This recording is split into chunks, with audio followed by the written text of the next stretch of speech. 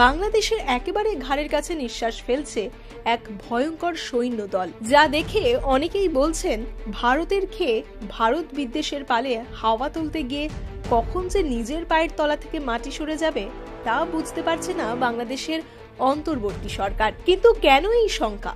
মুখে না বললেও তাদের ভয়ে কার্যত তটস্থ হয়ে আছে বাংলাদেশের সেনা, আরাকান আর্মি। হ্যাঁ, এই সৈন্যদল নিয়েই এখন জোর কদমে চর্চা গোটা বিশ্বে। ভিতর থেকে মদত দিচ্ছে কি কেউ? প্রসঙ্গত বাংলাদেশের সঙ্গে মায়ানমারের 271 কিলোমিটারের সীমানা রয়েছে। বাংলাদেশের বান্দারবান, রাঙামাটি ও কক্সবাজারের মতো 3টি জেলা রয়েছে মায়ানমারের ঠিক পাশে। এই সীমান্তবর্তী জায়গাগুলোতেই বর্তমানে আরাকান তাদের দাপট দেখাচ্ছে বলে জানা যাচ্ছে।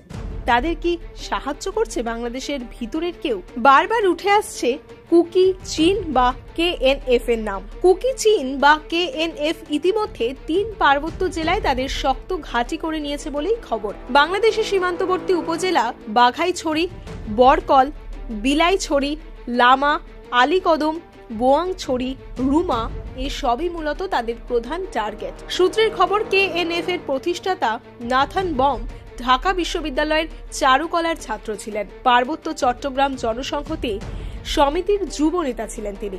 এই সংগঠনটির মায়ানমারের আরাকান আর্মির সঙ্গে ঘনিষ্ঠ যোগাযোগ আছে বলেই খবর।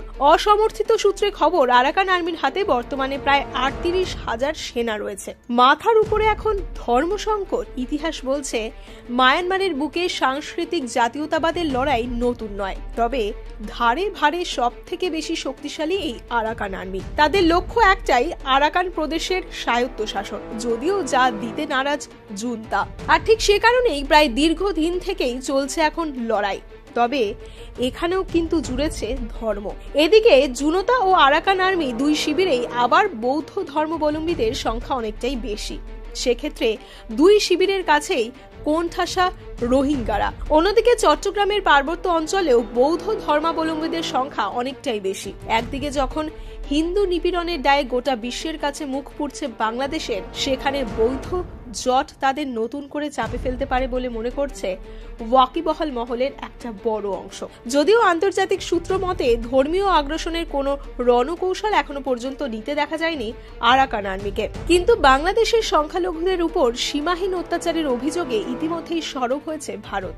ঢাকায় গিয়ে ঝাঁঝালো বার্তা দিয়ে এসেছেন ভারতের বিদেশ সচিব। ঠিক এমন অবস্থায় বৌদ্ধ শিবির সোজা কথায় মায়ানমার জট যদি আরো পাকায়, তা যে ঢাকার মাথা ব্যথার কারণ বাড়াবে তা বলার আর অপেক্ষাই রাখে না।